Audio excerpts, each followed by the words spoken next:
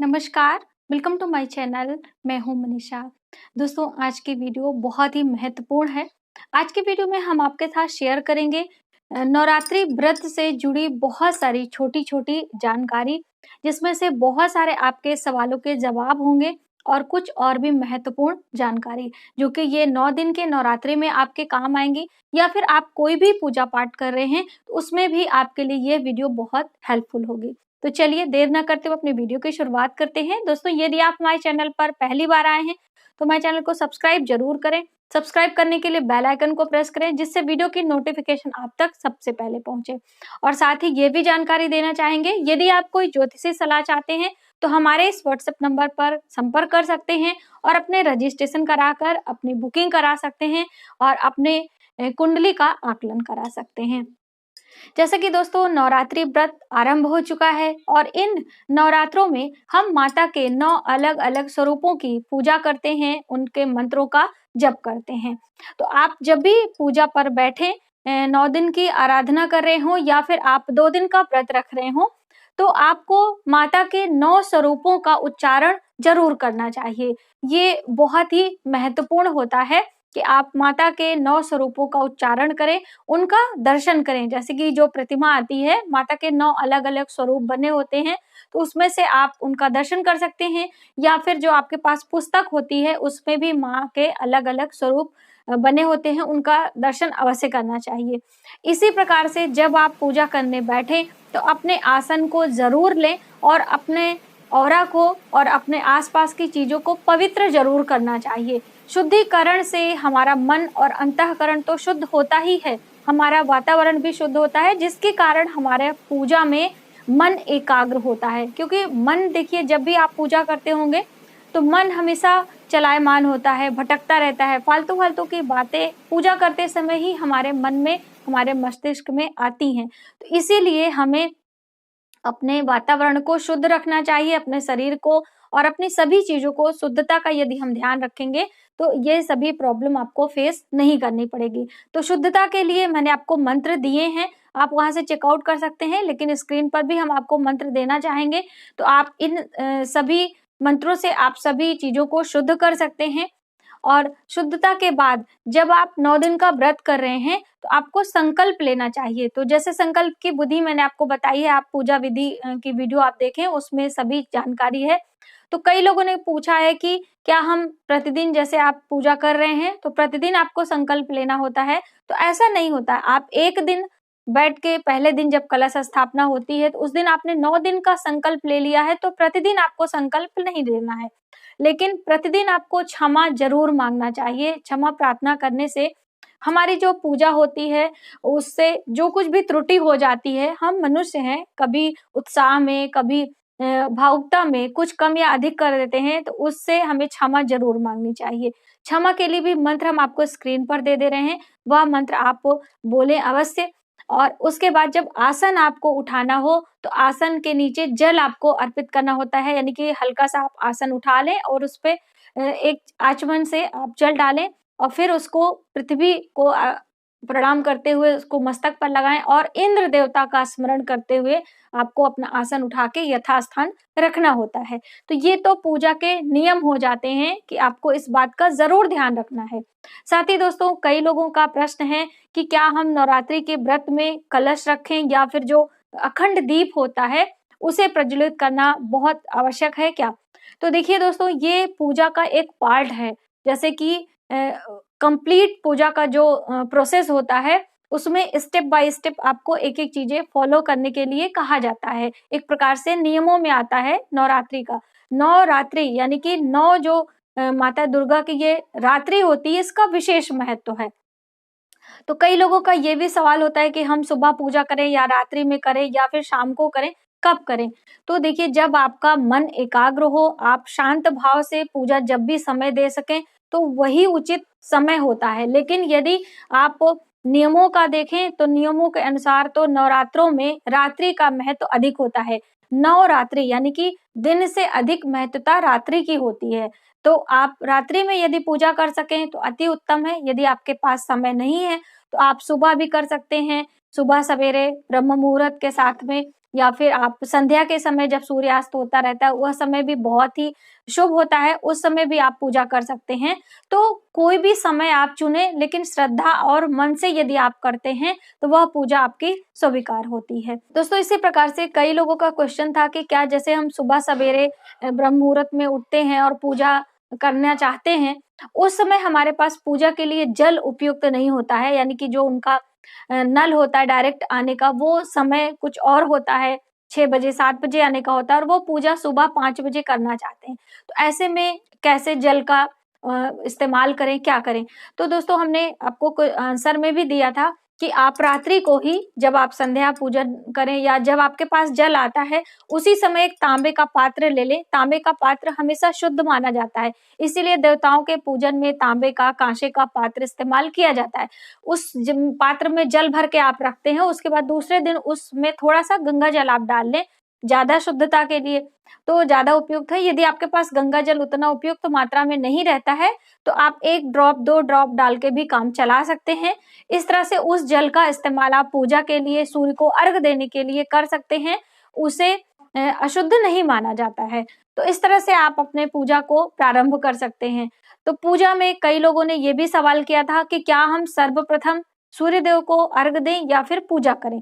तो सूर्य देव को अर्घ देना सबसे उत्तम सूर्य उदय का समय माना जाता है। यदि मान लीजिए आप सुबह उठ गए हैं ब्रह्म मुहूर्त में और स्नान ध्यान करके आप पूजा करना चाहते हैं, तो पहले आप पूजा कर लें, उसके बाद जब सूर्य उदय हो रहा होगा तब आप आके अर्घ डाल सकते हैं। इसमें कोई वो नहीं होता कि आप पहले पूजा करें कि पहले सूर्य को अर्घ दें। कोई भी काम आप पहले कर सकते हैं। जैसे अखंड ज्योत जलाने के लिए कई लोगों ने पूछा था कि हमें कैसे जलाना चाहिए, तो हमने उसकी वीडियो दी है, आप सभी लोग उसको नहीं देख पा रहे हैं, ये दुःख की बात है। हम लिंक डिस्क्रिप्शन में दे देंगे, लेकिन थोड़ी सी जानकारी हम आपको जरूर देना चाहेंगे। दोस्तों, अखंड ज्योत जलाने के बहुत सारे नियम भी बताए गए हैं। यदि हम उन नियमों को फॉलो नहीं करते हैं तो हमारा अखंड ज्योत वो अच्छी तरीके से जितने दिनों का हमने संकल्प लिया है वह संपूर्ण नहीं होता और फिर हमारे मन में बहुत सारी दुविधाएं आती हैं।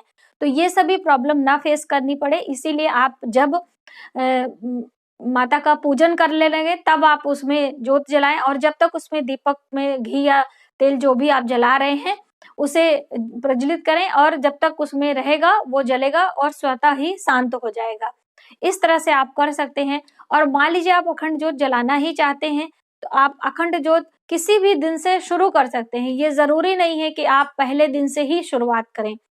और जलाने का समय क्या है, तो आप जैसे सुबह सवेरे अपना पूजा का शुरुआत करते हैं तो उसी समय भी जला सकते हैं। तो नवरात्रि के पहले दिन, दूसरे दिन, तीसरे दिन किसी भी दिन से स्टार्ट कर सकते हैं। और ये जैसे कि 9 दिन आप जलाना चाहते हैं या 11 दिन, 21 दिन, 43 डेज, ये एक अलग-अलग प्रकार के दिन होते हैं और इन्हीं दिनों के लिए आपको संकल्प लेना चाहिए।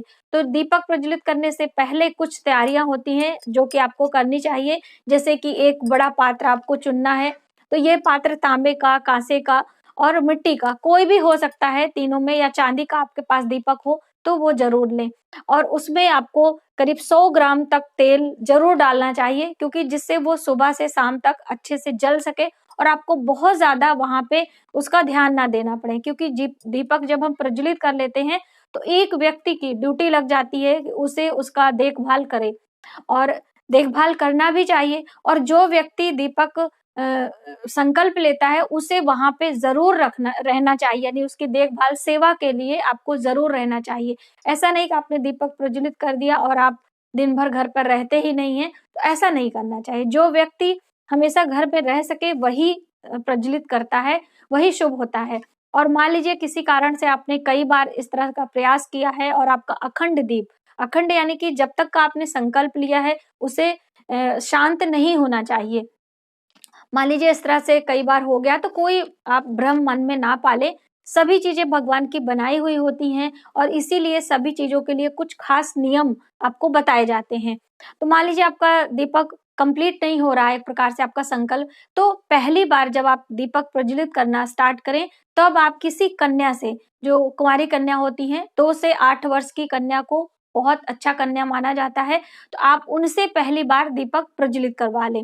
और दीपक प्रज्वलित करते समय सर पे पल्लू आपको अवश्य रखना है, चाहे आप पुरुष हो या फिर स्त्री हो।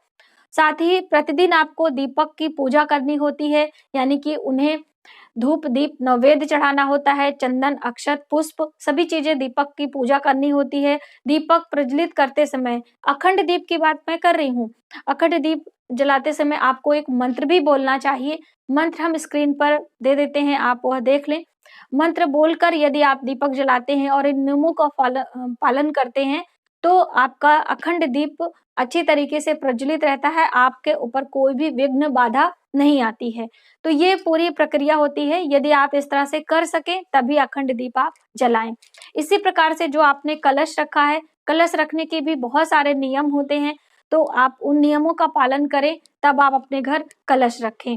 माता रानी की चौकी सजाने की बात होती है, तो चौकी पे कहाँ पर दीपक, कलश, घंटी हमें कहाँ पे रखनी होती है, ये जानकारी मैंने आपको 2 बार दे चुकी है, तो अब इस वीडियो में हम उससे नहीं मेंशन करेंगे, आप वहां से चेकआउट कर सकते हैं। ये जरूर हम बताएंगे कि घंटी हमें कब बजाना चाहिए। कैसे बहुत सारे लोगों के मन में संशय है ना कि क्या घंटी बजाना 2 ही बार हम बजा सकते हैं या कितनी बार बजाना चाहिए। तो सबसे पहली बात तो घंटी हमेशा आपको बाएं हाथ से बजानी चाहिए और बाएं तरफ ही रखना चाहिए, यानी जैसे आप इस तरह से बैठे हैं तो आपके लेफ्ट हैंड की तरफ घंटी रखना चाहिए, स्थापित करना चाहिए। और आप जब पूजा पर जैसे प्रथम बारी आप आते हैं चौकी पे, तो हम हमेशा कहते हैं ना कि किसी के घर जब हम जाते हैं तो डोरबेल बजा के एंटर करते हैं। इसी प्रकार से आप जब भी माता के मंदिर जाएं या फिर आप अपने घर पे ही अपने माता का जो दरबार है, पट है, उसे खोल रहे हैं, तो हमेशा ध्वनि करते हुए, किसी भी प्रकार की ध्वनि हो सकती है, आप हाथों से ताली बजा सकते हैं या फिर घंटी बजा सकते हैं। अक्सर मंदिरों में देखा होगा कि हमेशा मुख्य द्वार पे ही घंटे घड़ियाल लगे रहते हैं, तो उसका बहुत सारा रीजन भी होता है। सबसे पहला रीजन तो होता है कि घंटी के ध्वनि से जो उसमें से तरंगे निकलती हैं, उससे आपके आसपास का वातावरण शुद्ध होता है, जो भी नकारात्मक शक्तियां आपके आसपास इर्द-गिर्द होती हैं, उनका विनाश होता है। और दूसरी बात, हम माता को एक प्रकार का संकेत देते हैं कि हम उनके पूजन के लिए आ रहे हैं। तो इस तरह से घंटी बजाने का ये महत्व होता है, तो आप सबसे पहले घंटी बजाएं। और जब आप उन्हें भोग लगाएं, जब भोग लगाया जाता है तो भी घंटी बजाई जाती है। जब हम आरती करते हैं तो पर भी घंटी बजाने का विधान है। लेकिन जब हमारा पूजा समाप्त हो जाता है, यानी कि जब आप मंदिर जाएं तो मंदिर से लौटते समय आपको घंटी नहीं बजानी चाहिए, ये शुभ नहीं होता है। तो आप मंदिर से लौटते समय माता रानी का प्रार्थना करें, अपना संकल्प बोलें, अपने लिए प्रेयर करें, जो भी हमारी मनोकामना हो वह पूर्ण हो, आपकी कृपा हमारे ऊपर बनी रहे। ऐसा बोलते हुए हमें मंदिर से निकलना होता है, ना कि घंटी बजाना होता है। तो ये तो बहुत सारी छोटी-छोटी चीजें हैं जो आके आपको ध्यान में रखनी चाहिए। साथ ही दोस्तों, जैसे कि परिक्रमा के लिए बताया कि जब भी आप मंदिर जाएं तो परिक्रमा अवश्य किया करें। तो कितनी बारी परिक्रमा करना है वह भी कई लोगों ने पूछा था। तो मान लीजिए आप अपने घर में पूजा कर रहे हैं, तो आप जहां पर खड़े होकर आरती कर रहे हैं वहां पे आपको घूमना होता है। तो घूमने के लिए हमेशा क्लॉकवाइज, जैसे घड़ी की सुई घूमती है सीधी दिशा में, उसी तरह से आपको घूमना चाहिए, यानी कि अपने से दाहिने इस तरह से घूम के आपको यथास्थान आना है और उसके बाद आरती समाप्त करना चाहिए। तो ये तो परिक्रमा करने की विधि हो गई।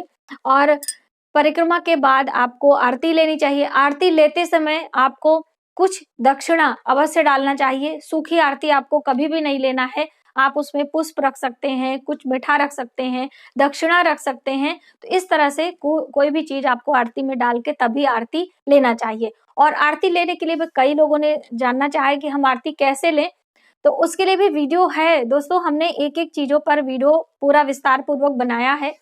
तो आप आरती इस तरह से अपने दोनों हाथों को इस तरह से, उसकी जो अग्नि का ताप होता है उसे हमें लेना होता है और उसे सीधे अपने मुखमंडल पर फेरना होता है, यानी कि जो शक्तियां होती हैं, जो अग्नि का तेज है वो हमारे मुखमंडल पर आए, ऐसी भावना के साथ में हम 3 बारी इस तरह से आरती लेके ऐसे घुमाते हैं। तो इस तरह से आप आरती लिया करें।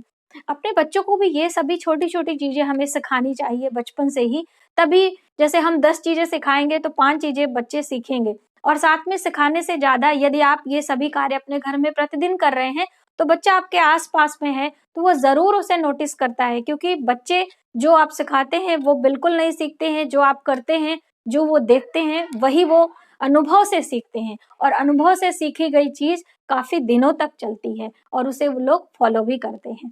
तो ये बहुत सारी चीजें हैं जो कि आपको पूजा में ध्यान रखनी पड़ती है।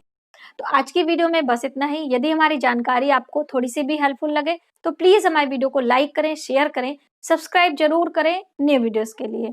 Thank you.